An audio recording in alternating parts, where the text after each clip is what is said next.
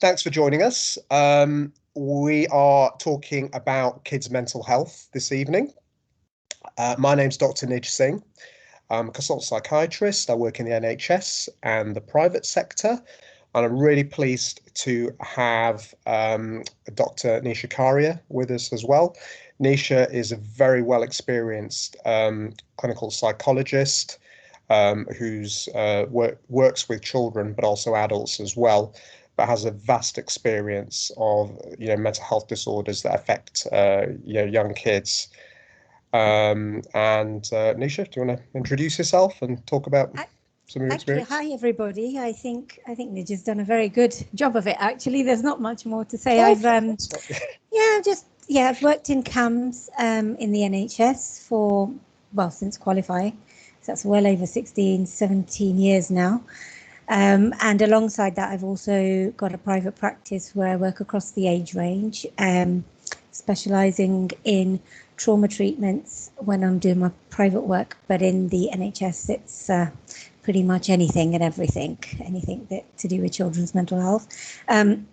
Probably to add as well, less on the professional side, but I'm also a parent of 2 under 10s, and so a lot of my anecdotes will be based on my own experiences, as well as a parent, as well as a psychologist.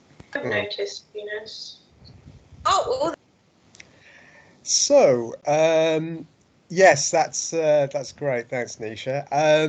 How we're going to run this is different to the first webinar, which we did a few months ago, which was fantastic. And Sally Upton, a local meditation teacher, had spoken to us about meditation, breathing exercises, and the positive effects on well-being.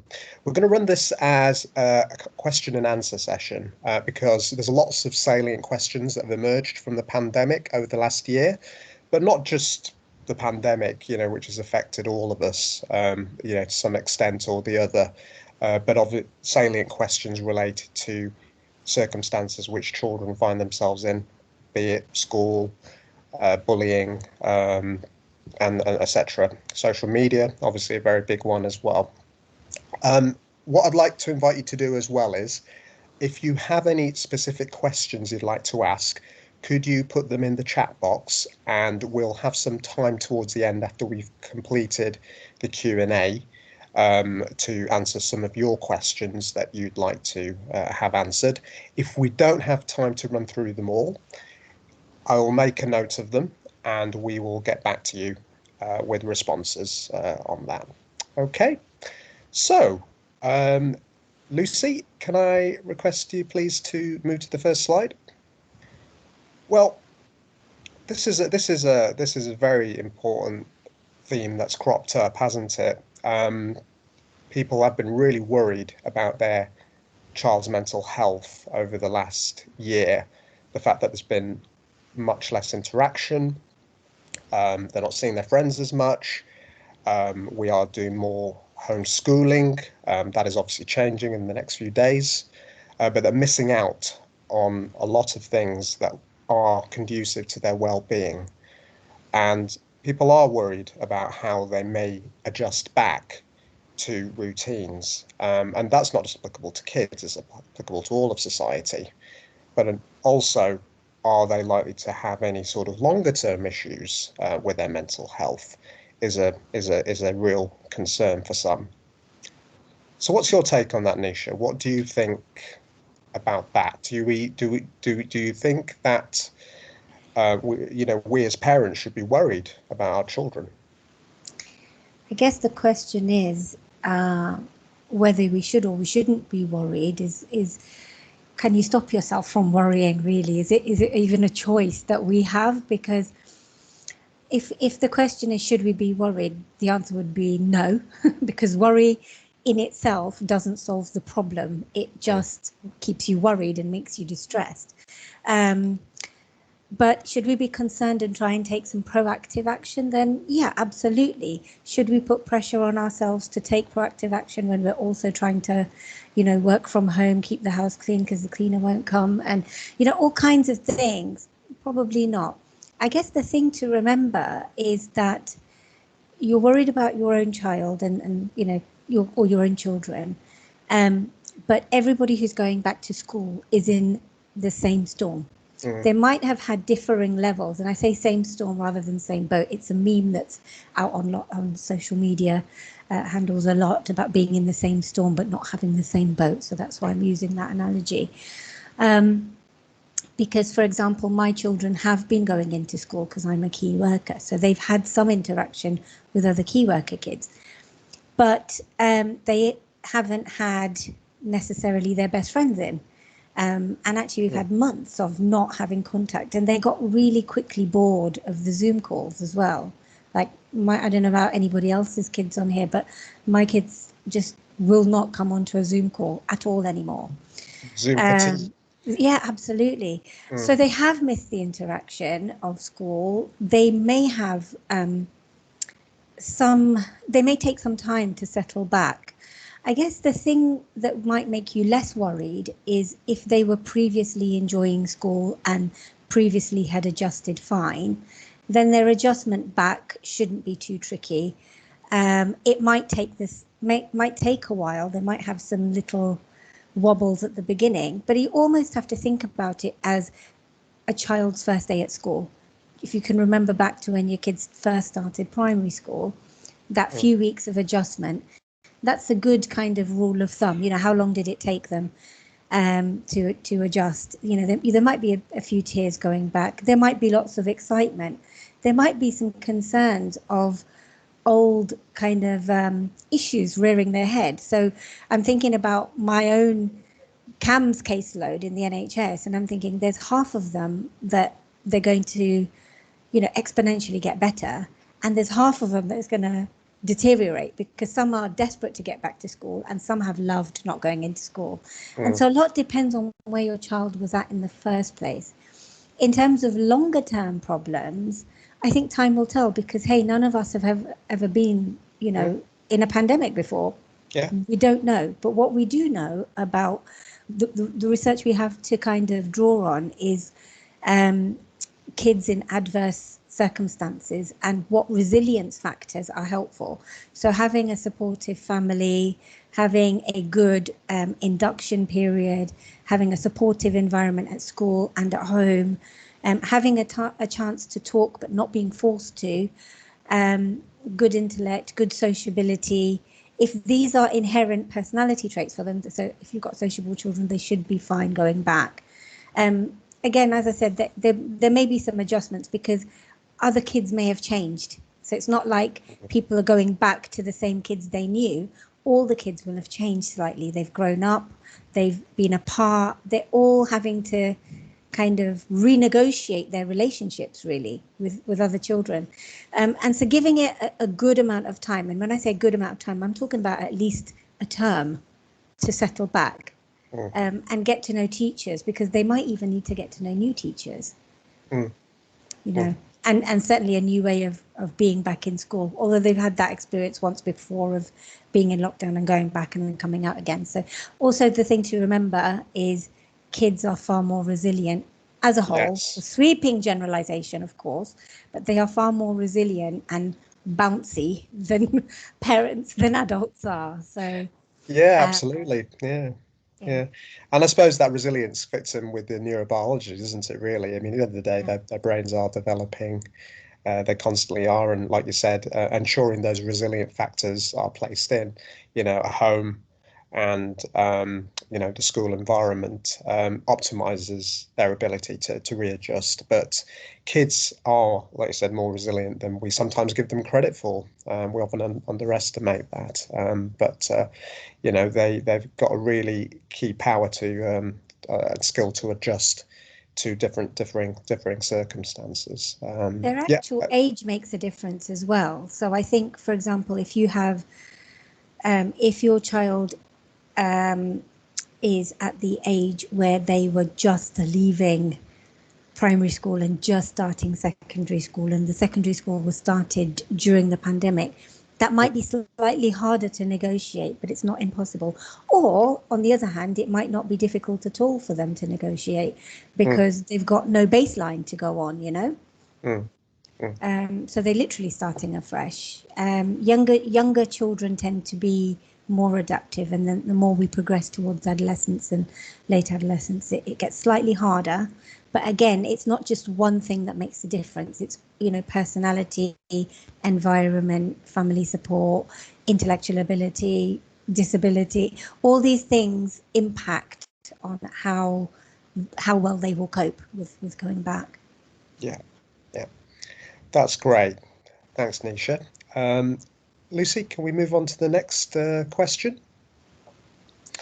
So, this is a very important one, isn't it? My 8-year-old son is hooked onto the iPad and TV screen. If I try to turn these devices off, he gets so angry. What can I do? I think we've noted that our children and children have had a lot of screen time over this last year, more so than probably they have done in their entire life, I would think, with obviously the remote schooling, but also being at home and having access to more devices. This person is obviously concerned about their child, spending a lot of time, but obviously worried about removing the devices because of the resultant emotional impact. So, what would you advise to somebody like that, Nisha? I don't know. I'm looking to the audience to see if anyone's got any advice for me, because I reckon that one's about my son. Does anyone in the audience have any? I think, I really think this is a place we can all share ideas. And what's really warming here is the timing could not have been more perfect. So I feel like an absolute hypocrite answering this question, given that I had a full-out war with my son yesterday. His Switch has now been banned. Not advocating that this should be done, because it's caused me far more problems today of having that Switch banned than it did yesterday, having it on. But interestingly, those people who are looking keenly at the child psychologist in the room to answer this question, because there should be a right answer to it. I'm really sorry, guys. I'm not sure I have it, but I'm on a Facebook group for there's various kind of private clinical psychology groups, for child clinical psychologists and clinical psychologists in private practice and CAMS clinical psychology. Well, there's one called Clinical Psychologists as Parents. And interestingly, somebody put the exact same question, bearing in mind this is a forum of psychologists, and about 60 people said, yep, me too. Well, it's reassuring, actually, isn't it? Yeah, it is. And I actually felt so much better, because I thought, it's just me. I should know how to handle my son, and I can't. But yes, of course they're hooked on the iPad and TV screen, because honestly, what else are they going to do? If your kids were great before, the pandemic, and they were great at playing with toys and stuff like that, and you have more time and you can redirect them to things, perfect. But if you are a parent who is trying to work from home, homeschool, get the dinner cooked, clean the house, manage your bills, manage your own mental health, the easiest thing to do, stick them in front of the TV, the iPad, whatever the other devices are. But the problem, and this again, Nij, you can probably answer this one a bit more better than me. The kind of impact on the brain and how addictive these devices are. They give you instant gratification, much in the same way as chocolate does for me. It's very addictive, and of course they're going to kick off, because when you take the thing away from them, that's the one thing that they've been so engrossed in for such a long time. Also, if they're children, their frontal lobes are not developed as well as yet. They can't impulse control, so they will just react to their first response, which is, it's not fair. And they will have a full-on paddy, because also their emotional regulation is out of sync, because life is a bit different at the moment, plus their brains aren't developed in the same way yet. And it is really difficult. So I think one thing I would say is pick your battles. 2 is try and put limits on, if you can, to the screen time. I think what scared me is one of my cousins, who is an optician, had said, absolutely it affects children's eyesight if they're on screens for too long. And from that moment on, I was determined my kids are not going to have the TV. But the entire time I was on the phone to him, they were on devices. So because that's the only way I can get anything done. And I think sometimes I have more energy to fight the battles, and sometimes I don't. And sometimes you just have to do what is good for everybody's sanity at the time. And I have to say, I am not advocating this at all, but today we told a fib. And as far as my son is concerned, it's broken and it's being fixed, and that's why you can't have it. Shouldn't lie. You should just learn to accept the rules. But I haven't got the energy as a busy clinician right now to have that battle. I will tell him later on that it wasn't broken, but you're going to have it in moderation.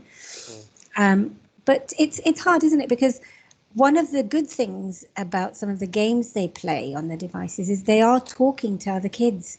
And as long as it's done in exactly, and there have been times where we've let them stay up far later than they should, you know, almost up to like 11, half 11, 12 at night.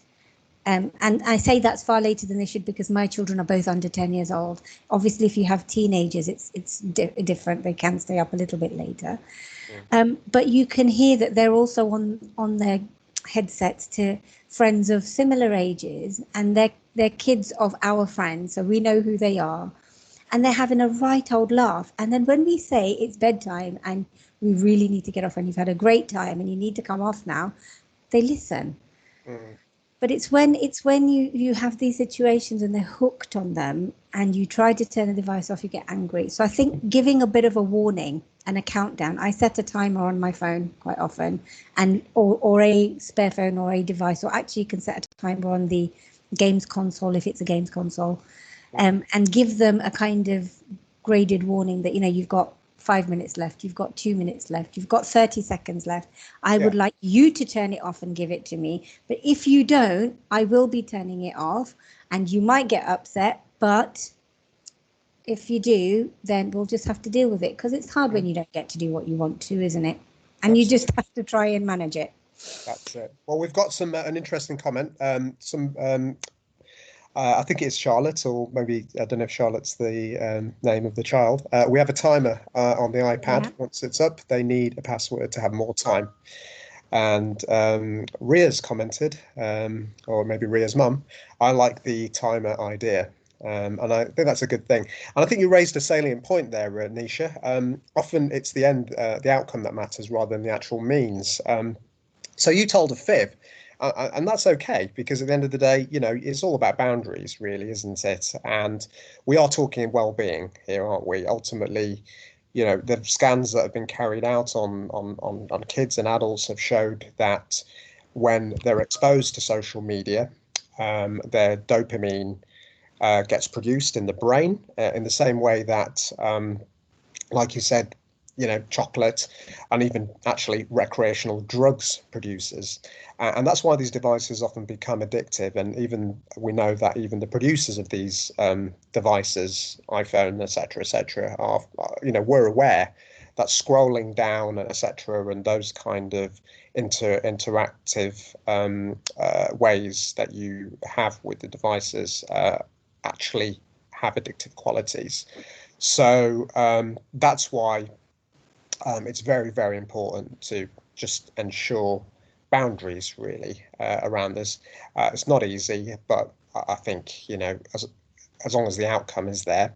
And just to share that my kids were having copious amounts of time on PlayStation, which we bought last July. We yielded, and I just had to hide the remote controls. I just had to hide them.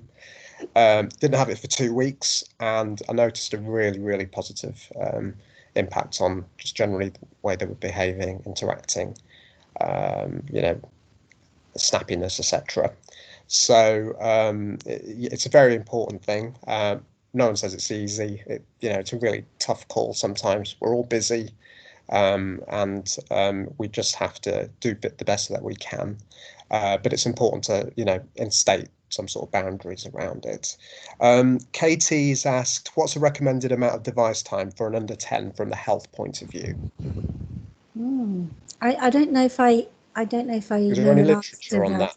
There must be. I don't know why, but under an hour comes to mind, and I don't know whether an hour is maximum, I think, per day. per day. Yeah. Right. Okay. For an under 10. I'm not sure if that includes TV, like normal TV, or whether it's just these Yeah. devices that you hold like this. Yeah. Yeah. I would suspect probably, yeah, 1 to 2 hours maybe Yeah. would be a reasonable amount of time.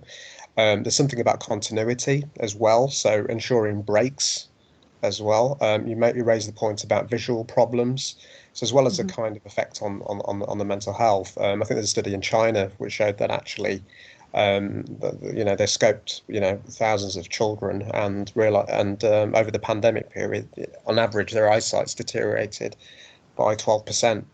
That's quite significant, really, and the only factor that they could identify was the use of device time, really.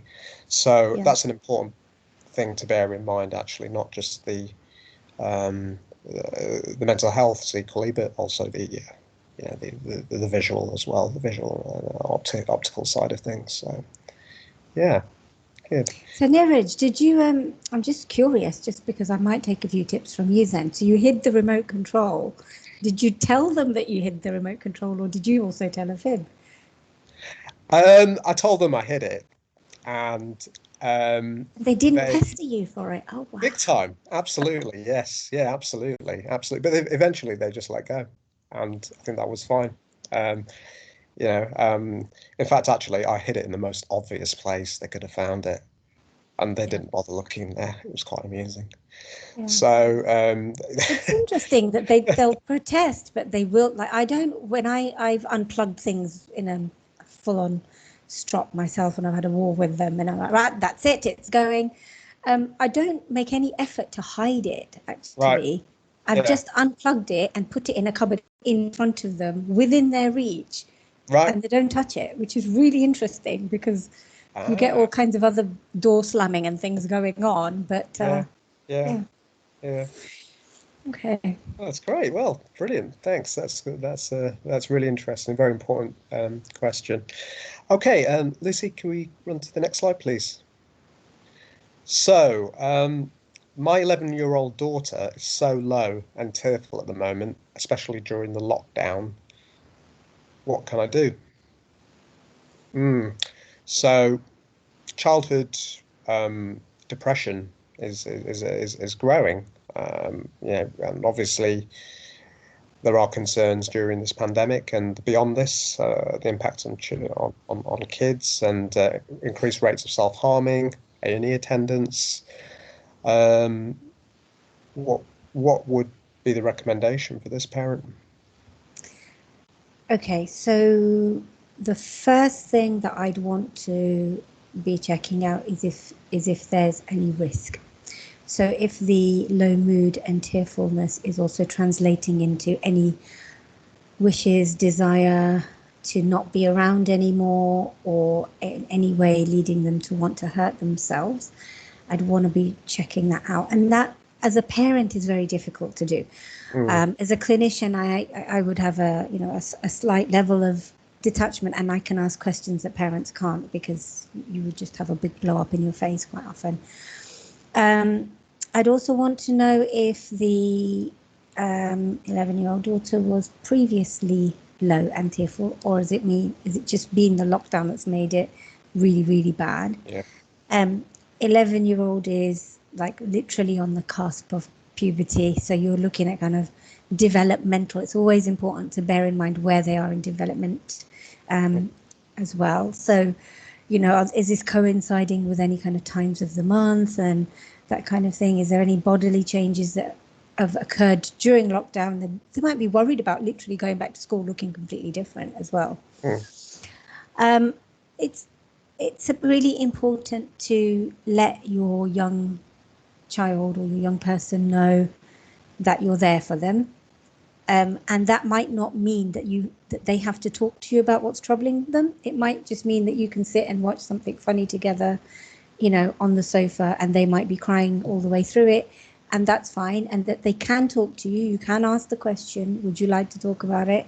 You might get, nope, okay, that's fine. Would you like to write it down? No. Is there anyone else you can talk to about it? Auntie so and so, uncle so and so, cousin so and mm, so. What about your best friend? anyone at all, try and work out who this young person's who the young person's people are. Yeah. Because when you're a young person, you have your little crew of people. Yes. Yeah. And it can be a mix of, you know, friends, relatives, online friends, teachers, teaching assistant, your coach from your football club, whoever it is. And bearing in mind also some of these people are not accessible at the moment because of the lockdown. Who would those people be that you could turn to? I'd also be looking, and again, Nij, probably can answer this more, but the kind of signs of biological depression. So are we seeing any reduction in self-care? Are we seeing any changes to sleep? Are we seeing any changes to appetite? So we're looking for changes rather than specifically more sleep or less sleep, because it's very individual, isn't it? The way it can go. Some people sleep more, some people sleep less. Some people eat more, some people eat less. Some people will become low and anxious, so take extra care over their appearance, and some people do the complete opposite. Are they changed in their verbal communication, in their non-verbal communication? So these are the kind of signs you'd be looking for to think about whether you need to access professional support during this, because not everyone who is low and tearful needs professional support. No, absolutely. A lot of it can be, have you had any significant losses? So by that I mean sort of pandemic related death, or losses that have happened in the pandemic that aren't related to the pandemic, but your ability to have closure, grieve, do our normal rituals in association with death and loss. It's all very limited. We can't attend funerals, we can't see people. So as well as kind of grief and loss, there might be guilt as well, and anger. And anger, absolutely, It's not fair. Why could I not see grandma? It's not fair. I haven't seen her for 6 months, and now she's gone. And who do they have to talk to about these things? And in terms of kind of a treatment, one of the first things we do, and this is with young people and with adults as well, for treatment of depression, is activity scheduling, behavioral activation. It's the most tried and tested method, and the kind of things that involves is engaging in social activity, engaging in pleasurable activity, engaging in purposeful, meaningful, mastery-inducing activity, and what's the fourth one? Physical activity. At least 3 of those we can't do anymore in the same way that we used to. But there's not. That's not to say that we can't do it at all. So what we're doing is redefining our parameters. So if people want to take something away from how to deal with the moods, if we're thinking about treatment of depression, and you need, in order to feel content and feel okay about life and feel just normal, you need purposeful activity or occupational activity. So these are any activities that give you a sense of purpose, achievement, occupation. You need pleasurable activities, things you do just for fun that serves really no other purpose. Okay, watching Gavin and Stacey on the TV, or Mr. Bean, just because it's fun, or RuPaul. Awesome. Social activity, literally being with other people, lifts our moods, and physical activity. Okay, now we can't go to the gym at the moment. So a lot of people are go, what am I going to do? I can't get my physical activity. And kids are not doing their football training and cricket coaching and their martial arts in the same way as they used to. So the physical activity is limited. Social activity is limited because you can't actually see people. You're not going to school. Occupational activity isn't limited as much because kids are still expected to homeschool, but the parents are then responsible for that. And actually parents run out of steam. And at some point you just go, today is a non-day, we're not doing it. That's the occupational activity out the window. And I don't know if anyone's tried to get their kids involved in housework over the pandemic, but I've given up. Has anybody in the audience trying to get hopeful? Put it in the chat. Yeah, so we've got all these activities that are not as easy to create, but they are still important. So what's important to do is to adapt to the limits of the pandemic. I mean, this goes back to, evolution and Darwin stuff. The species that survived are those that adapted to the environment. Yeah. And here we are in a situation, if we can try and live to those kind of rules of creating those 4 activities in our week within the limits that we have. So your social activity might be, dare I say it, a Zoom call with a few friends. Your physical activity might be that same boring walk around the block that we always do every day, and your occupational activity might be that bloody maths lesson that I hate, but I'm going to do it anyway. Yeah. And your pleasurable activity might just be watching This Is Us. Yes. But if you can do time. a little bit of all of those things, that will really help to keep kids at a kind of even keel. Yeah. Oh, pocket money for housework from Lily. Quality. Bribery. Yeah. Good old bribery. I love it. Really. Well, I think you've raised an important point. Activity is one of the crucial things, in mental health that isn't often given the press that it should be. And if we think about our brains, evolution has resulted in the growth of this part of our brain, in the back of the skull, actually, not that, but called the frontal lobe. And the frontal lobe is important for our memory, our judgments, the way we plan tasks, and has a key role to play and gets affected when one is mentally unwell. So by activating it and by increasing the flow of blood through the use of through activity, and other things as well, meditation, mindfulness, these are things as well that do positively affect your frontal lobe of your brain, builds up the strength really of that. So, and it can be even basic activities such as Nisha's mentioned around, the housework and things. So in essence, the beauty of it is that actually doing some functional activities is therapeutic off its own bat, even though it may not seem that way. But even the most simplest of things can reap rewards, and that's very important to be aware of, especially day to day when we're at home. So, yeah. Do we have any other comments? I think one's coming up. Are they going to put down how much money they're going to be giving? I feel much better doing exercise.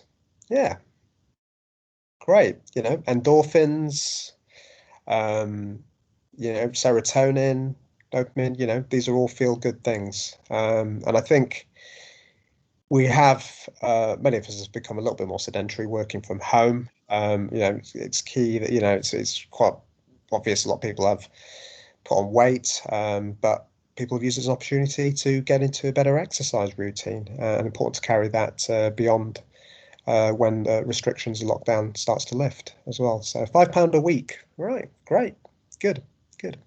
Yeah, that's great. Good. Okay, Lucy, shall we move on to the next question? Guilt. Wow, yeah. So I feel like I'm letting my children down. I'm at home. I have to work and support them with homeschooling. Too much pressure, and the guilt is overwhelming.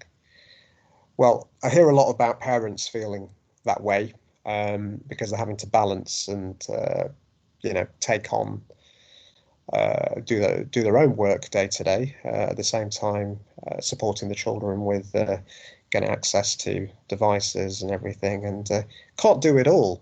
Yeah. So what do we do? Do we just get a cape and stick it on and just hope for the best? Or I have a really interesting question about this one. I shouldn't answer a question with a question, but who feels like they're getting it right? I'd like to see if the people are able to. Can you do show of hands on Teams? Yeah, stick your hand up. Yeah, if you feel like you're getting it right. Wow. I'll say no. Yeah, Not not me. me. I can't see all the people, so I can't. There's Yeah. 8 people I can't see on my screen, but I'm not sure anyone has actually put their hand up that they're getting it right. Nobody's put their hand up Okay, so yet. we're all Yet. in, and if you're not getting it right, then Not me. Yeah, then another you one. will feel guilty, right? Yeah. And who thinks that there's an answer out there for getting it right? Because social media, I have to say, can be your friend or your enemy in this. Mm. I mean, how many people have seen well-meaning and well-intentioned posts that I am such a sucker for, I have to say. The ones that post about mental health and what you need to do and being kind. Be kind, always. That's the one that gets my goat. Be The kind. idealistic. Be kind to yourself. What Yeah. on earth does that even look like? Does that mean It have a means a gin few and tonic episodes. at This is 10:30 us. at night when you finally, yes? Or in my case, what did you call it? It was revenge procrastination. Is Yeah. that being kind? It feels kind to me at the time, but it's not kind to my sleep routine. So I think that the problem is yes, because we are conscientious parents, we are going to feel like we're letting our children down. I'd be more worried if we didn't feel that, actually, because we were asked to do something that is quite frankly impossible. And everyone who's doing it knows it's impossible, but then admit it just in case there is someone out there getting it right. You know? Yeah. I mean, the overwhelming guilt I felt for not being able to get my kids to make salt dough handprints with our names in it, with lockdown written on it, and paint our hands. I mean, I even bought the plain flour and the salt and the paints and everything. It's all sat there, and I've never managed to do it. Nor did I make sourdough bread, nor did I do fancy handprints or paint rainbows on my windows, because I just didn't have time. And if we think back years and years ago, being a housekeeper was a full-time job. So how are you expected to be a full-time nanny, a housekeeper, and hold a job down where I don't know guys about do you. nothing. Controversial, Dr. Singh. Yeah, let's not go there. Let's not go there. But I don't. The other thing is, for those people who are working from home, I daren't leave my computer and go to the loo or have a cup of tea in the kitchen for fear that that's going to be the exact moment where my manager tries to ring me on Teams. Yeah. But if I was actually in the clinic, I'd wander into the kitchen, see a colleague, and because I don't see anyone around last time, maybe have a little natter with our masks on and not think anything of it because people can see me around. This kind of pressure to feel like you have to stay in front of the screen so people know you're there and not skiving is also massive. And for those parents who are stay-at-home parents, you're normally a stay-at-home parent with your kids missing for a good chunk of the day, where you can get your laundry done and you can get the cooking done, you can get the house hoovered and the polishing done. You can't do any of this stuff at the moment when you're also trying to navigate, as a Google Classrooms for one of your children and a Teams for the other one. And then the teacher comes on and says, for this exercise, you're going to need a pack of crayons, some cutters, and a pair of tweezers. And you're like, where am I supposed to get all this stuff from? I thought you teach them. I go and do my work. That's how it's supposed to work. So no, you're absolutely not letting your children down. You're doing the very best you can in a very, very tricky situation. I feel like I'm lecturing myself as much as the other parents on here. Yeah. And the guilt is overwhelming because there's far too many do-gooders on social media who try and tell you and convince you that if you just did this one thing, you'd be a better parent and you'd be doing right by your kids. And then also because the government is putting pressure on schools to provide more, schools are doing as they're told. And this lockdown, my children's school has done a full-on 9 to 3 timetable, whereas before there was a few things put in. And then the pressure to keep up with all of those things is massive, even though the school are saying, we're providing you this for those people who are able to do it, but if you can't, it's fine. The kids will catch up. So I can't say let go of the guilt. A little bit of guilt can prompt you to action, but don't let the guilt consume you, because we are conscientious. Let's kind of reframe this a bit. If you were really letting your children down, you wouldn't be feeling guilty about it because you wouldn't care, you know. Absolutely. But the fact that you care and you're feeling guilty shows that you are trying your best and it doesn't feel good enough. And unfortunately, if if any of us have any underlying beliefs about maybe being slightly fraudulent or not being good enough or not being adequate, then situations like this is going to trigger us massively. And it's taming those demons, isn't it? Absolutely, yeah. And I think you raised a really important point about the idealistic posts that we often get about, this is the way it should be, and we should behave in this kind of prescriptive manner because that is the panacea, and that's when we'll get to the land of milk and honey and be all really kind of, perfect. There is no ideal, and it's okay not to be right because there is no right way of doing it, and absolutely. Guilt can prompt us to action, but it's about just recognizing and absolutely right, reframing the situation to ensure that that's not going to be so overwhelming that one gets too preoccupied that others may be doing things in the right way, because there isn't such a thing at all. So I think that's very important. If there's any questions or comments on that. I was just going to see whether somebody's actually said that they have got it right and decided that they had. Not yet. In which case, can they do this talk? Yeah. See, that's my guilt. All that training over so many years, I think I'm just going to... Okay, let's hop on to the next question then. Thanks, Lucy.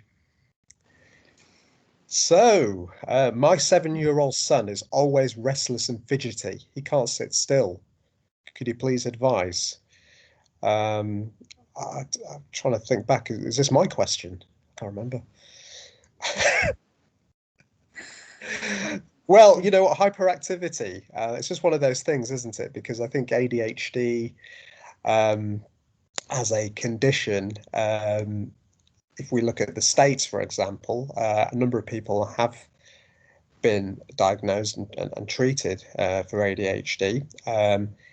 Kids are hyperactive and restless and fidgety. That's the nature of it. And neurobiologically, it's important because they get to explore their environment. They don't stay in one place.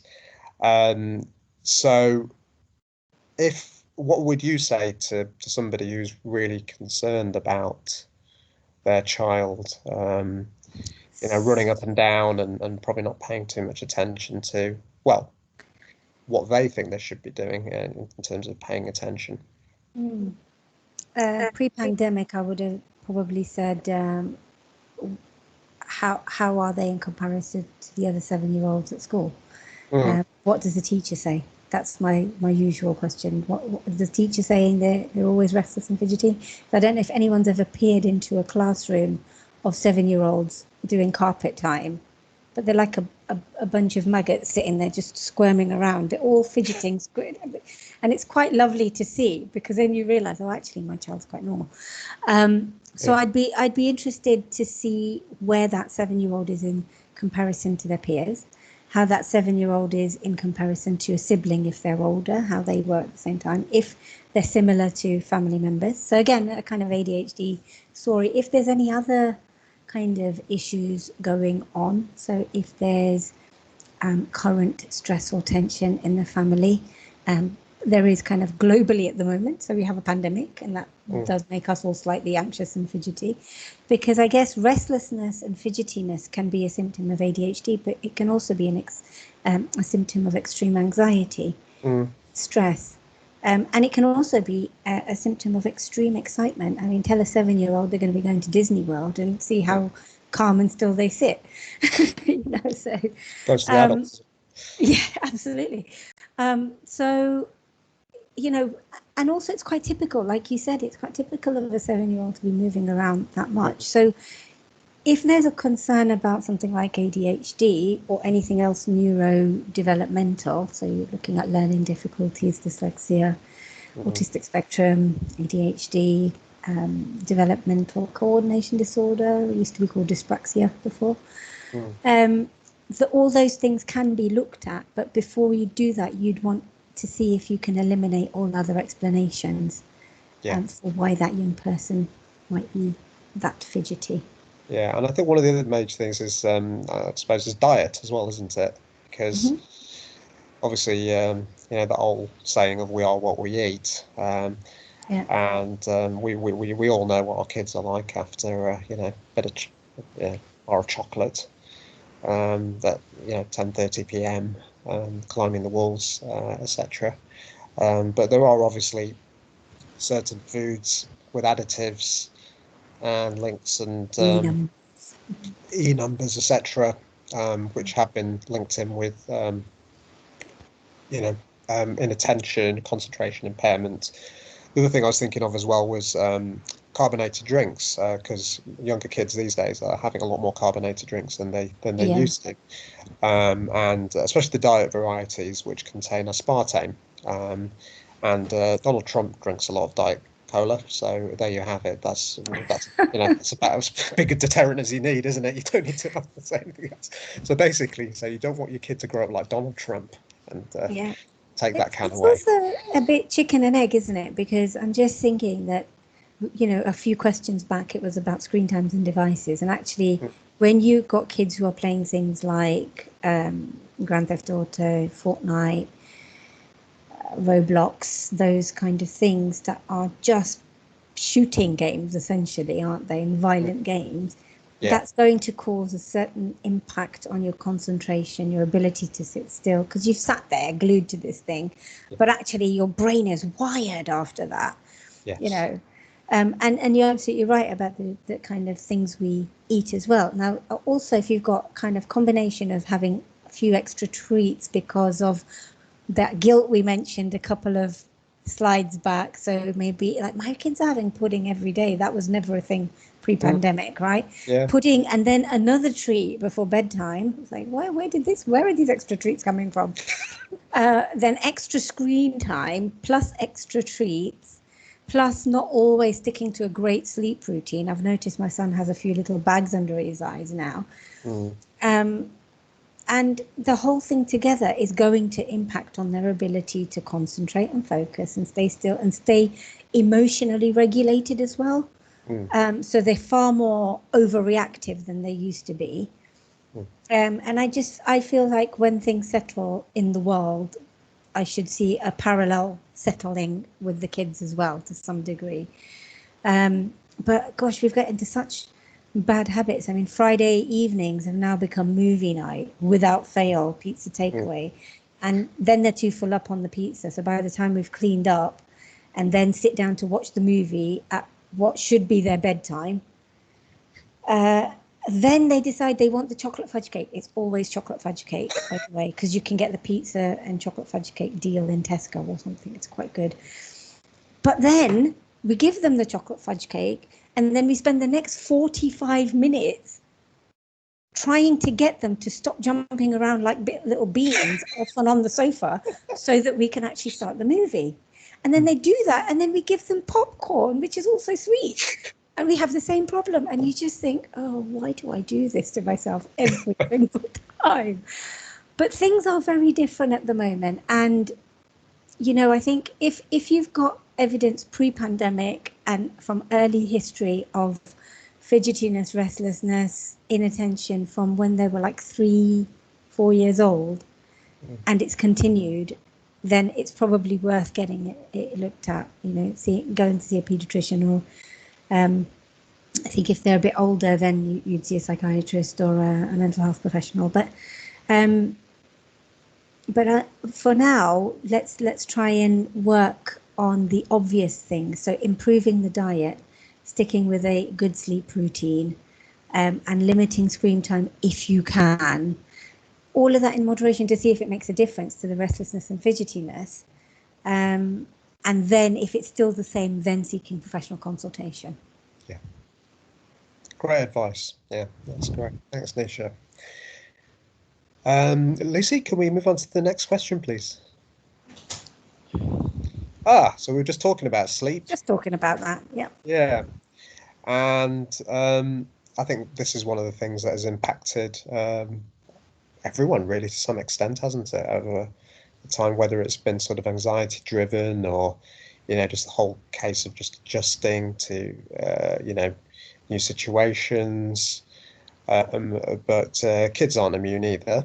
And this person said, my 12-year-old cannot go to sleep. She's always tired, and I'm really concerned about effect on her health as well as her schoolwork. Do you have any recommendations? Well, do you want to take the lead? I know we're both going to say the same thing. That's why. So, so basic sleep hygiene is something that psychiatrists, psychologists, and any other mental health professionals will talk about, because poor sleep can be a cause and an effect of mental health problems. Often, in mental health difficulties, sleep is impacted. Often, if you don't sleep well, you're quite anxious, your mood drops. It's very cyclical. So trying to address sleep directly is quite important, whether it's the cause or the effect. If you can make it better, it might improve things generally. So there are some really basic things that people can try and do. One thing is to make sure that devices, and I say this laughing because we've just had a conversation about how difficult this is, but even if they've been on the devices for about 4 hours, try and get them to switch off all devices, including TV, I'd say about an hour before bed. Yeah. If that's too much of a battle, then 45 minutes I'd settle on, but try with an hour.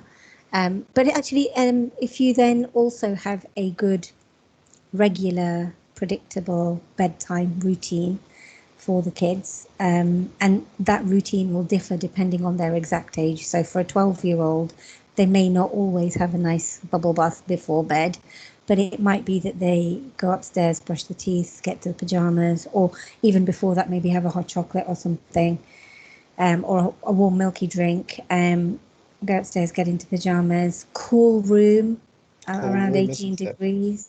Yeah. Cool good room, mattress. dark room, nice mattress, not too warm. A lot of people think that if it's warm, then they'll get to sleep easier. No, it will be uncomfortable in the night, then they'll have a restless sleep. Yeah. So you need to be able to get under your covers and snuggle, because that will create warmth, but you need a dark room. And having that same routine of going upstairs, getting changed, brushing your teeth. If they have their bath before bedtime, then doing that. I wouldn't say a full-on cold power shower, because that will wake them up, but something nice, warm, gentle bubble bath, or a warm, relaxing shower, if that's their thing. If not, that's fine, leave it.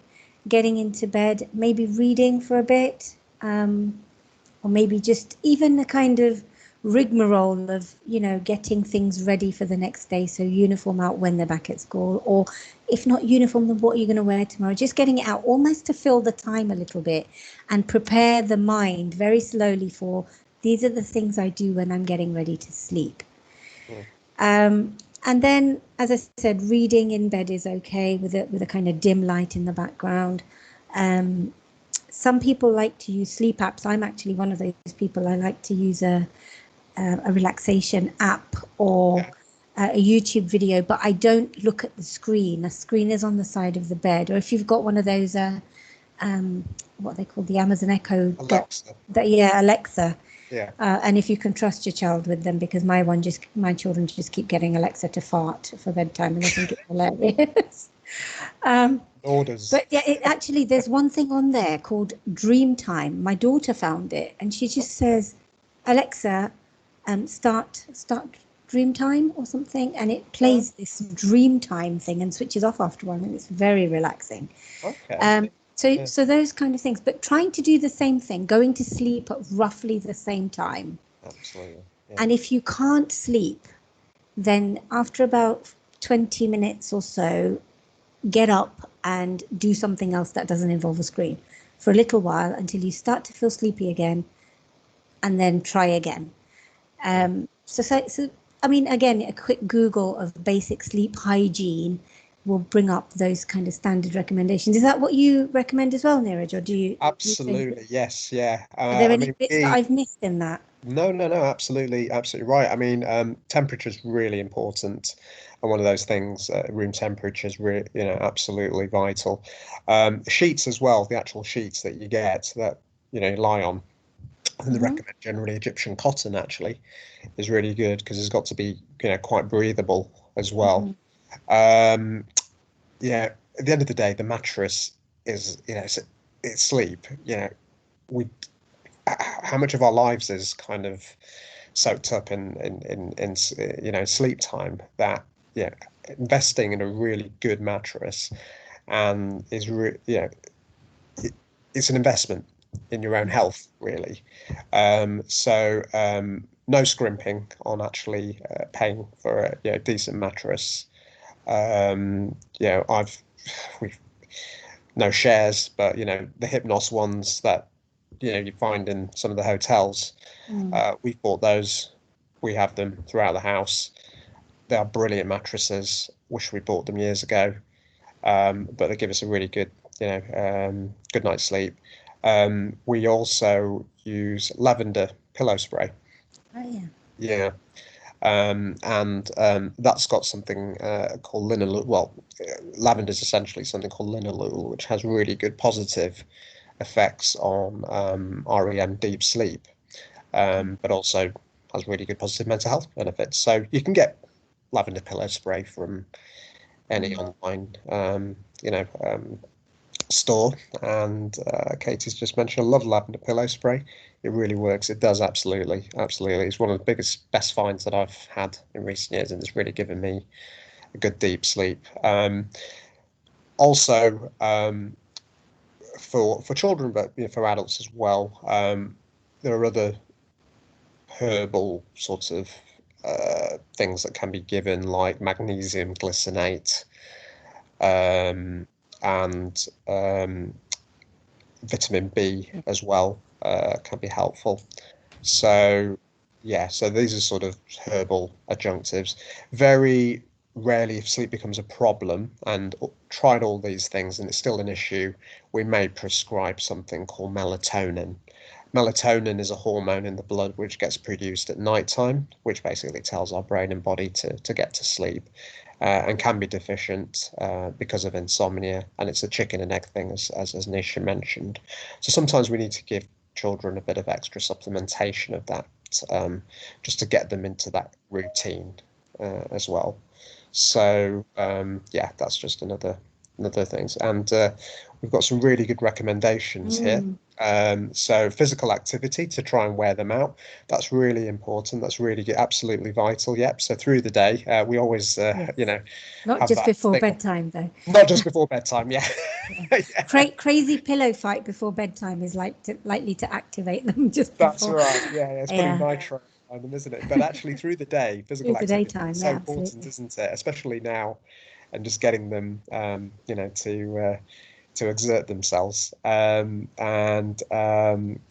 mentioned we use mindfulness with our children before bed. Absolutely brilliant. And I think in tandem with the Alexa kind of, and it's really great recommendation about the dream time, because we use meditation music at night time on our Alexa, and it really sinks in with the brain waves at sleep, and really beneficial, and doing that alongside mindfulness, sort of analyzing your body and using those techniques, really helpful. And somebody's mentioned I read before bed as well. Yeah, great, good. So just a few tips there on helping sleep, applicable to adults as well as children. But something that shouldn't be underestimated, and important to keep it a priority as well.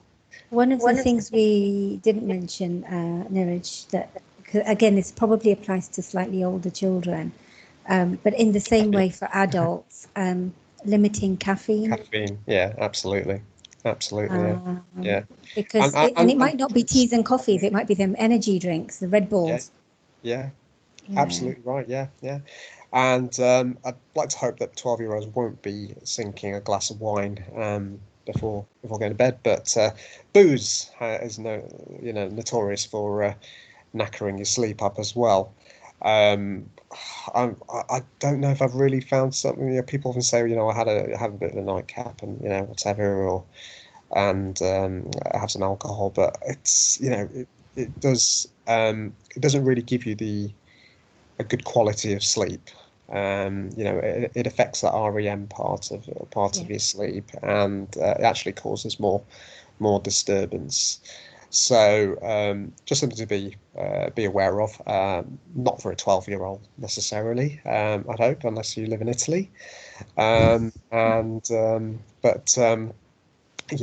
Just for oneself, really, as parents, because we need to maximize our own health if we want to keep our children healthy. That's the key thing, isn't it? None of this matters unless we look after ourselves, first of all, before we then want to take care of our loved ones. So, but caffeine, absolutely. Sorry to interrupt you. It's just come to my mind that if there's a lot of anxiety going on, young people can find it really hard to switch off, especially if you've had one of those busy full-on teaching days where you've been on Zoom or your Google Classroom, whatever. So you've constantly been on a screen. You then want to connect socially with your friends, so you're on phone. So you literally got your devices all day long. Yeah. Some of it for your productive activity, actually, on your occupational activity. Some of it for your social activities. You can't even argue with them about that. But that means your brain is really, really wired. And then if those interactions with your peers haven't particularly gone well and you're worried about your friendships and relationships, and that plays in your mind, it can be really hard to switch off as a young person. And I have to say, I'm a terrible sleeper. I've never slept well all my life, and I do now. Quite often I choose to override it, and that's my own fault. But the procrastination. But as a young person, I never slept well. But one of the simplest tricks that somebody told me, and the reason I didn't sleep well is because I was an overthinker. So I would go through everything of the whole day and week in my head and put the worlds to rights in my head, which then interrupted my sleep. One of the simplest tricks somebody told me to use, because there's all kinds of fancy breathing exercises and mindfulness exercises and things you can do. People may have come across the triangle breathing and this and that. And I do that with my kids sometimes. But even simpler than that is literally to close your eyes and breathe normally. Don't try and breathe a certain way or anything. Just close your eyes and notice your breath. And that is a mindfulness breathing. But you're not changing the way you're breathing. So that's a really important thing. I mean, the deep breathing and diaphragmatic breathing is useful to relax you. But just to get to sleep, just notice your breathing, because it is so mind-numbingly boring, you will go to sleep. And it works like a treat every single time, because if you are focusing just on your breathing, you will notice your mind try to take you off somewhere else like a helium balloon. You just bring it back to noticing your breath. Yeah. And you will just drift off to sleep after a while. But it's just a little trick. So it doesn't, nobody needs to remember anything. That, do I do this many breaths this way and this many breaths that way? Or it's just notice. Just notice where you breathe. Notice it going up to your nose. Notice where it goes in your body. Notice how it comes out, how it feels. That's it.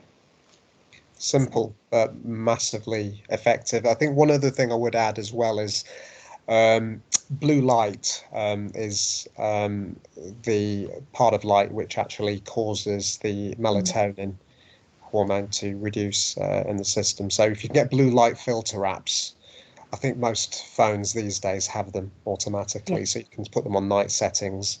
I have to say, actually, ever since I discovered that, and I'm a tech dinosaur, so this was like a real revelation for me. I managed to switch this on, and I have to say, I've got the blue light filter on. Comes on at 7 o'clock in the evening, It really doesn't make much of a difference apart from making your screen look a bit yellow, if you're really bothered about that stuff. But I think just having a blue light filter there can be really helpful for all devices really later in the evening. So just a recommendation, and you can get them freely, download them, or they come, like I said, automatically with devices these days anyway. So yeah, good. So we're all going to sleep well tonight, I think. So yeah, good. So should we move on to the next question, Lucy? Right, okay. So I read a lot in the news about an epidemic of long-lasting mental health problems. Will this be for children, or adults, or both? Do you have any tips for supporting the kids' mental health? Well, I think we've run through quite a bit of recommendations around kids' mental health. What about the long-lasting thing? Do we think we're in for the long haul? There's lots of different bodies of thought, isn't there, saying that actually, as a society, we're probably more resilient than we're made out to be. But then there's other bodies saying that we are going to be facing an absolute epidemic of mental health problems once lockdown lifts. Depression, anxiety, trauma, and all those mental health illnesses are going to grow exponentially. I have to say that sometimes when I read the papers, I feel like maybe the writers are underestimating us as a society. I don't know, but I've also got to be conscious that the pandemic has brought to the fore lots of problems. Loved ones have passed, bereavements, financial problems, unemployment. Lots and lots of pressures, and we're still yet to see the outfall of those, haven't we? So I guess it's like how long's a piece of string? None of us have a crystal ball, but do we think that this is going to cause long-lasting mental health problems? I think there's a little bit of a red herring in there. So like you said, that sometimes when you read stuff in the paper, I mean, sometimes I just find myself rolling my eyes because I'm thinking, when you read these headlines about, the new pandemic and this and that, if you weren't anxious before, it's going to make you anxious just by reading that there's going to be an epidemic. Now, I think some of it is a little bit of scaremongering and scapegoating, because actually the epidemic of mental health problems occurred before the pandemic. Absolutely. It was happening anyway. Yeah. This is now something to pin it on. But like I said before, I know half of my caseload will get better with going back to school and half of my caseload will get worse. And I feel like the world has a way of balancing it out. I think that the people who have in this pandemic or just before experienced any adverse life events, losses because of the pandemic or anything else, and it might be losses because of somebody got COVID and they died, or it might be other kinds of losses in terms of family relationships. One of the things that at the start of the pandemic, and with all of us spending a lot more time together than we normally have done in a house, there's this phrase, what is it? Proximity breeds contempt. And I think sometimes marriages and relationships survived because we had enough time away as we did together. So I think there's a lot of family changes, household changes that have happened that people will struggle with afterwards. And I think kids, somebody else has just made the same point, actually, that I was going to make. Thank you to it. Yes, thank you, Lily. Yes, kids are quite resilient. And I think the younger kids will bounce back once back at school. Yep, thank you. I'm just reading out from what you said, Lily, because you're quite right. And I think you're right, Neeraj. I think the society or the media are underestimating or certainly not doing any justice to the fact that actually we have a survival instinct and by nature we can adapt. But if you get told something enough, it will become a self-fulfilling prophecy.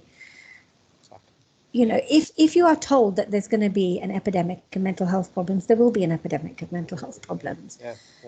But also those people who were anyway struggling in their resilience factors, whose ability to cope anyway was compromised, they will probably struggle the most. Those people whose risk factors are such that, for example, if they were in the cusp of adolescence, or the family was at risk of breakdown anyway, that a parent has lost their job, people who've experienced the things that we know anyway are risk factors for mental health problems, and those risk factors are more likely to occur because of the pandemic, are probably those that may go on to develop mental health problems. But as a society, what we really need to be focusing on is how are we going to manage and cope the best we can? Because you know what, we will have to. So we either do that in a way that's helpful and adaptive and causes us the least stress, or we worry about it, which doesn't help us at all, other than make us more stressed. So in terms of the question about, do I have any tips for supporting the kids' mental health? As you said, we have talked about it through this presentation, but also I think I'd sent you a link for some podcasts from the Association of Child and Adolescent Mental Health. And there's a really good podcast by Professor Kathy Cresswell on helping children's mental health in the pandemic. And I worked with her many years ago, and she's an absolutely dedicated kind of academic psychologist dedicated to children's mental health. Brilliant speaker as well. And I'd absolutely trust that anything she says is based on cutting edge research and evidence. It's a good source, because there's, if you Google children's mental health, you'll get all kinds of sources of information coming up. But I think I'd recommend that one because it's from a credible source and from a credible person. I'm happy to send it on to Lucy after, and if you can circulate the rest of the group. That'll be fantastic. Yeah, if Lucy could get that sent out to our participants, that would be brilliant. Sati mentioned older teens are having a tough time. It's really sad, especially with their exams all over the place, isn't it? And yeah, that's absolutely true, isn't it? 1 minute they're doing them, the next minute they're not. All the ambiguity, building it up to studying really hard, yet to find out actually they're not able to kind of do the exams that they work so hard towards. And yeah, we did mention obviously younger kids are quite resilient to bounce back, but there is that kind of group of older teens, I think, are probably a little more at risk. One, because of where they are academically. Two, because of where they are developmentally. I mean, if you think about the transition from 16 and being in high school to 16 and a few more months being in college, and that kind of transformation that happens to you in that 6 weeks holiday between end of year 11 and beginning of year 12 at either sixth form or tertiary college. It's like people have personality transplants in 6 weeks and reinvent themselves and suddenly become really adult, and it's a really tricky time, because also in that point in adolescence is where your social network is, and I'm not talking about online social network, your actual social network is your peers more than your family. So children are protected because they get to spend more time with their families and at home, and that's okay. But for the older kids, cutting off their social network has been really tricky for them. So it doesn't mean it's going to be long lasting. They also can adjust and recover. I think that's the thing. The focus is on us falling down a hole rather than recovering from it. Coming out of it. Absolutely right. Yeah. And I think that's how do you not project your mental health issues onto your children? That's an interesting one. We are reflections. Good question. So we are mirrors, aren't we, at the end of the day? So if we're anxious and worked up or low or whatever, how do we expect our kids not to be? If they are supposedly reflections of them. And equally, if they're anxious and worried, we obviously need to be in a place where we're able to help them regulate their emotions, acknowledging them, but also looking through practical solutions. So if we're not at our best, but also at the same time, how do we not project our own difficulties onto them? Yeah, I'm grinning because the hashtag be kind is in my head. Be kind to yourself. Be kind to yourself, and it's so cliche, right? Because how on earth do you do that when everybody needs you? But how do you not project your mental health issues onto your children?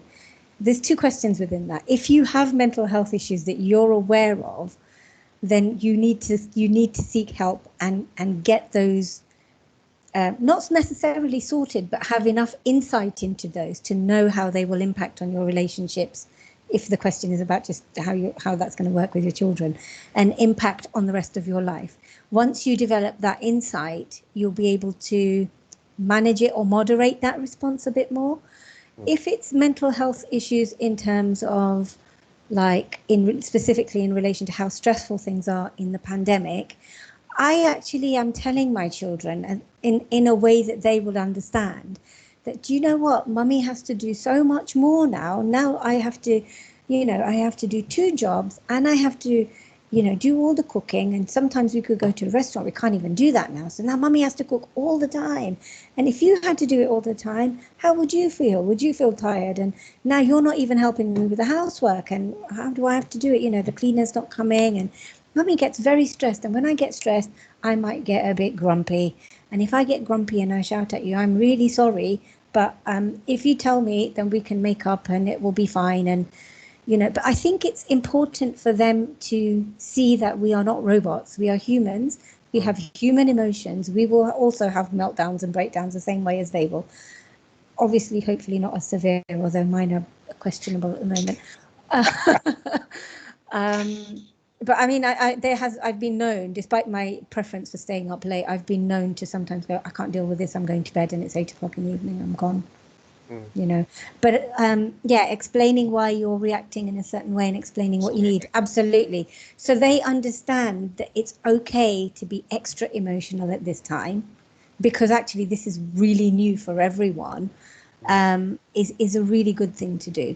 In terms of not projecting your own mental health issues, you need to work on those yourself individually to be as good a parent as you need to be for your child. And I'm not saying be the best parent you can. I'm saying be a good enough parent, because that's all they need right now, is to be a good enough parent. And keeping it real, right? Keep it real. And I think, apologize. I say sorry to my kids if I feel I've just like gone off the tracks a bit, and and felt could maybe just handle that a bit better. Like Sati mentioned, it's about them boosting their own self-awareness around, and if they can actually, they're their role models, they're the ones that they're actually exposed to the most. If we are actually insightful about the situation, understanding, reflecting, and saying, actually, we could have done this better, we did it and got it wrong this time, sorry guys, apologies, we'll do better next time. That sort of, worded in a different way, obviously. But why not? I think, we often, there's often sometimes that kind of way of, as parents, do we need to really apologize because we're the parents? I absolutely need to apologize. I do it all the time with my kids. Yeah, because they need to understand that it's okay to make mistakes and recover from them. I cannot emphasize how important that is. If there's one thing I will say as a kind of, this is how you should do it, because I'm trying to stay away from that, because I feel we have too many people on social media and other platforms telling us how to do it, that our own instinct kind of way of doing things is, and our own inherent knowledge is, we put aside as parents because we think somebody else can tell me how to do it, whereas nobody in generations before us ever did that. But the one thing I would say is it's important to model that it's okay to make mistakes, that we can recover, we can make up, and we can argue and fall out, and that can be horrible sometimes, but we can also come back and, it doesn't need to be, nobody needs to be reasonable all of the time, especially if your battery and your reserves are low. And one thing else I would say that I've picked up myself recently is listen to your kids. And I mean, really listen to how they talk. Because sometimes in those nuggets, you will get some really important little sparkles of information about what they're thinking. My little boy had said to me the other day that he'd fallen down and he's got a scratch on his knee or something. And he said, but it's okay, mummy, I didn't. I was brave and I didn't cry because I'm a big boy now. And my instinct was to go, well done, son, And actually I thought, no, brave people can cry as well. So I had to have a little chat with him, stop what I was doing and go, I'm glad you are really brave. Well done, Jay. But it's okay even if you cried, because if I cry, if I fall over and there's blood coming from my knee, I would cry too. And that's okay. You know, and that doesn't mean you weren't brave, because you wiped your tears and you carried on, and you're not crying now, so still brave. But learning about what they believe on, depending on what they're saying, is really important, and where they're getting their ideas from. Because if they're developing ideas about, I can't show emotion because that means that I am weak, unworthy, unlovable, not strong, stuff like that, we want to kind of guard against that a little bit. So just, I know there's, again, these memes that go around on Facebook and other social media things about it's okay to not be okay. That's a common one. And again, it seemed great at first, and I thought, what on earth does that mean in real life? It's okay to not be okay. How do you show that? Does that mean you don't make any effort to recover? Or does it mean that it's okay and valid to not feel your best, but you should still try? Because otherwise it stops people being resilient, or even trying to be resilient. And I think that's one thing that we shouldn't give up on, is hope and effort. And there's this talk about the epidemic and long-lasting mental health problems makes us a little bit despondent, I think, and lacking agency in being able to get ourselves better. That's right. We focus too much on the hole and falling down it, rather than the actual recovery, as you said, and getting out and adapting and adjusting. Great. Good. I'm just conscious of time. I know we had a couple more questions, but we can just jump to the last one, Lucy, because I think they're really about long-lasting symptoms, COVID. Well, Doctor, heal thyself. How do you look after your own mental health? Well, we've discussed your don't even ask me that one. For This Is Us. I don't. Yes. What else do you do? What else do you do for your mental health? Well, I'll tell you. I mean, I've really found that looking after my sleep has been so important, because I used to give sleep a wide berth as well. I know it's cliche, but diet, exercising, socializing, and obviously we've been limited from that point of view. Work is really important for me as well. Diversions, and chilling out, family time. I think we've obviously it's been a time of self-reflection as well. So we've evaluated and kind of I've seen like things that I thought were needs were actually wants, and a way of just sort of recalibrating and reassessing important things as well. And I know it sounds very cliche, but I think that those are just things that have brought into my life over recent times. And one important thing is a Rupert and Rothschild 2016 vintage, which I thoroughly recommend. Oh, brilliant. So I chose 2020 to be a dry year.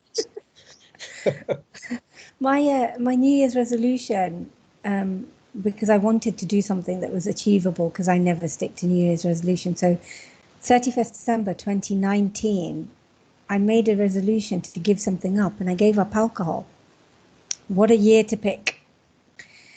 So, but to be fair, that was the easiest thing to give up. I mean, chocolate is my vice, chocolates and biscuits. And there were points where I felt like, I could really do with a drink, but I'm really glad I didn't. And I did the whole 2020 dry, and it was fine. And then I had a glass of something, I don't even remember what it was, to bring in 21. And I realized I actually don't need it. I did it because it was like a symbolic ending of this year. But in terms of looking after our own mental health, I think medical doctors are notorious for doing things that are bad for the health, aren't they? After a busy surgery, you always find one around the back of the surgery having a fag quickly in the corner or drinking too much coffee. And psychologists, to be fair, are not very different. So for a long time, like you, I was not really, I was overriding my sleep because it felt so important to have downtime, but then I got hooked onto watching these TV programs. And the last few weeks, I've just decided I can't do this to myself. I mean, the TV programs will always be there for me to watch. I do need to look after my sleep. So just the few days of having good sleep.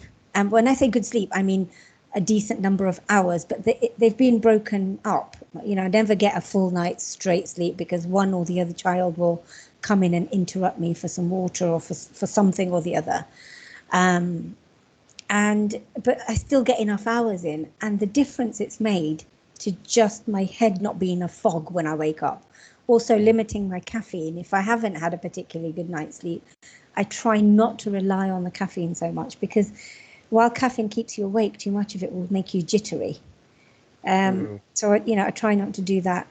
Also, like you said, reflection. And I'd love to have been one of these people who spent more time meditating and sitting calmly, doing something reflective. I've come to realize that's just not me. I'm far too hyperactive, and my mind is far too busy for that to even be a pleasurable thing. It would take me too much time to get to that point, and then I'd be stressing about the time it's taken. So I just don't bother. But what I have done is, like you said, just reassess what is an absolute necessity that I have to have and what is a luxury, So culling and cutting back on things has actually been really helpful, as well as saving me money, which is great. And taking care of diet, exercise. I have good intentions. I'm not always great at it, but transitioning from work time to home time. One of the things that I find the hardest is when I'm working from home. I'd much prefer to be in clinic. Because when I finish with my last patient at 5 o'clock and I switch the computer off, I then go straight into the kitchen and have to have dinner done by 6 so that we can start bedtime routine at about 7:30, and I can go straight to sleep. And I've realized that it's actually much better for me to switch the computer off, get my walking boots on, and go for a half an hour quick walk around the block. And at the same time, because I can't just walk without purpose, I'm not good at that, I'll be on the phone to an old friend from back in London who I haven't seen for years and reconnect with somebody.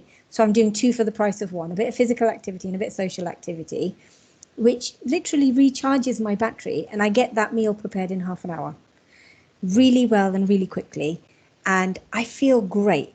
So a way of transitioning from work to home life when you're working from home is really important. Even if it's taking 5 minutes for a cuppa, or, even if you do something really simple like a cuppa or a quick shower. Just to wash the day off, literally. You might have showered in the morning. I'm not saying you need a shower, but just to wash the day off. Something that is a transitional activity between work and home is really helpful, I find. Family time. Much the same as you, though. Yeah. And Lily's put some me time is important when you can. Obviously difficult with kids being around all the time. Absolutely, yeah. That is that is really true. It'd be great if the carving out the me time is difficult. It's very easy for people to say, "Oh, you must take some time for yourself," and that makes me so irate, because you find me the extra hour and I will take it. But yes, they're right. You do have to find the time, and that time can be 5 minutes 3 times a day. Is probably better than trying to find a whole 15 minutes. Yeah, absolutely. Brilliant. Well, it'd be great if participants, if they want to just put in a few bits and bobs of advice, because at the end of the day, we learn as much from yourselves, as vice versa.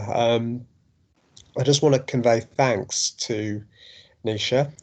Thank you for your fantastic advice. Really appreciate it. I know we've overran, and apologies for that. In fact, actually, I won't apologise. But thank you so much, everyone, for participating. It's been really great. and watch this space. We'll do another one soon. And take care, be well, and best wishes to you and your family. Yeah. Thank you, Neeraj, for inviting me. All the best, It's been everyone. lovely to Yeah, meet take you care, all. and we'll send you that podcast that Nisha recommended as well. So, all the best, everyone. Take care. Bye. Take care. Bye-bye. Bye.